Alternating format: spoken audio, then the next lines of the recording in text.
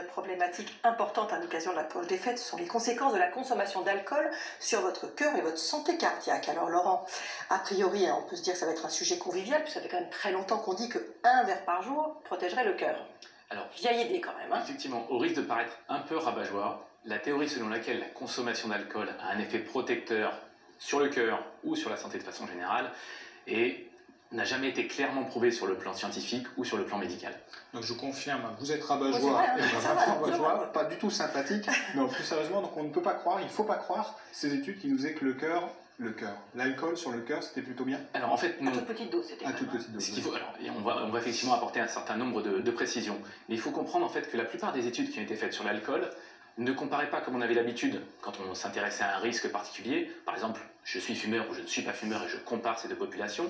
La plupart des études ont été faites en comparant petits consommateurs et gros consommateurs. Alors effectivement, dans ce cadre-là, la plupart de ces études nous ont montré qu'on avait une diminution du risque de certaines maladies cardiaques, comme l'infarctus par exemple, si on faisait partie des petits consommateurs d'alcool. Et ça, d'ailleurs, juste pour aller à rebrousse-poil d'une certaine idée reçue, c'était valable quel que soit le type d'alcool consommé. Et c'est pas uniquement le vin. Oui, c'est pas la promotion du vin rouge qui a été faite longtemps comme ça.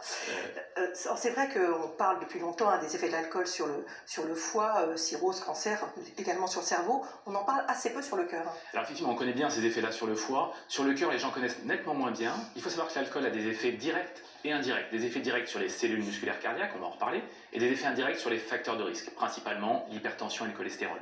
Et juste pour vous donner un exemple, on sait que quand on consomme 2 verres de vin par jour, ou 2 verres d'alcool par jour, que ce soit pour un homme ou pour une femme, on va monter de façon significative son niveau de tension. Et je vous rappelle qu'il y a quand même un rapport direct entre le niveau de tension et le risque d'accident vasculaire cérébral ou d'infarctus. Et donc à partir de là, on comprend que je vous casse le moral d'emblée sur cette consommation d'alcool qui aurait été bénéfique. Il faut savoir que chez l'homme, 3 verres de vin ou 3 verres d'alcool par jour, c'est une augmentation de 50% du risque de survenue d'une hypertension. A contrario, quand je baisse ma consommation, par exemple je passe de 4 verres par jour à 2 verres par jour, je baisse mon niveau de tension de 4 mm de mercure, c'est l'effet d'un médicament sur ma tension. Et donc on voit bien l'effet bénéfique que ça peut avoir de limiter sa consommation. Et il faut savoir que les femmes sont encore plus exposées à ce risque-là, à la fois dans les bénéfices et à la fois dans les effets délétères de la consommation. Là vous nous parlez alcool et tension artérielle et hypertension artérielle.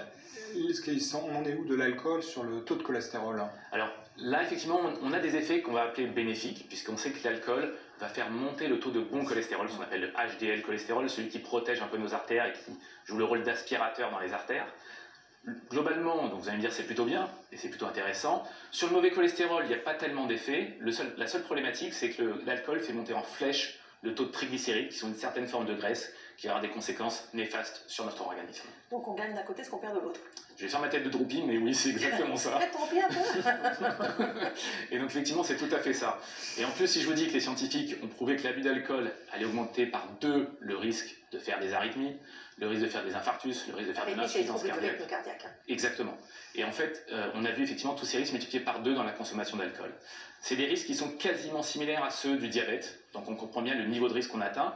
Et il faut savoir que finalement, on fait subir à des jeunes qui vont consommer un risque d'arythmie, par exemple de troubles du rythme cardiaque, qui correspond à ce qu'on devrait avoir sur des gens beaucoup plus âgés. Mais ça, c'est vrai, même si c'est des intoxications, enfin, pas précises, mais je ne vais plus dire, ponctuelles. Oui, alors c'est effectivement tout à fait vrai, même sur des intoxications ponctuelles. On a ce fameux bridge drinking dont on a souvent entendu parler, qui est cette spécialité anglo-saxonne qu'on a importée en France, qui consiste à faire boire des quantités importantes d'alcool aux sujets jeunes en très peu de temps. Et en fait, je vous prends un exemple, la fête de la bière à Munich. Il y a eu une étude il y a quelques années qui s'est intéressée à ce qui se passait à ce moment-là. 30% des sujets étudiés avaient eu des symptômes d'arythmie. Et ce, donc effectivement, quel que soit l'alcool qui était consommé pendant la fête. Alors en plus, si je vous dis après tout ça qu'il y a des effets toxiques directs de l'alcool sur les cellules cardiaques qui va abîmer les cellules, qui va les détruire petit à petit, je sens que je vais pas me faire des amis pour le prochain apéro et que je risque de ne pas être invité très souvent pour les prochaines chroniques. Vous aurez du jus de pomme. Si on suit effectivement toutes ces recommandations, c'est quoi la dose à ne pas dépasser pour ne pas mettre en danger sa santé cardiaque? Alors on a pu définir effectivement quel était le niveau de consommation sans danger excessif pour la santé. Et ça grâce à une étude qui a été publiée dans le Lancet, qui est une grosse revue médicale, sur 600 000 buveurs.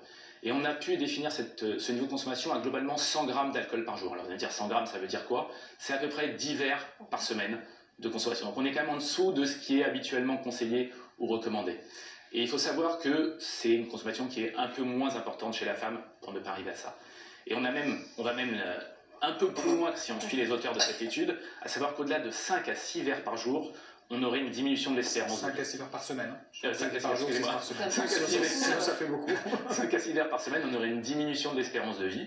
Pour vous donner un exemple, un adulte de 40 ans qui boit plus de 10 verres par semaine, c'est 2 ans d'espérance de vie en moins. Et donc globalement, c'est 15 minutes de vie en moins par verre consommé au-delà du 5e. Ben voilà, qui est précis. Hein. Buvons de l'eau. C'est ça, buvons de l'eau. Merci beaucoup, Laurent.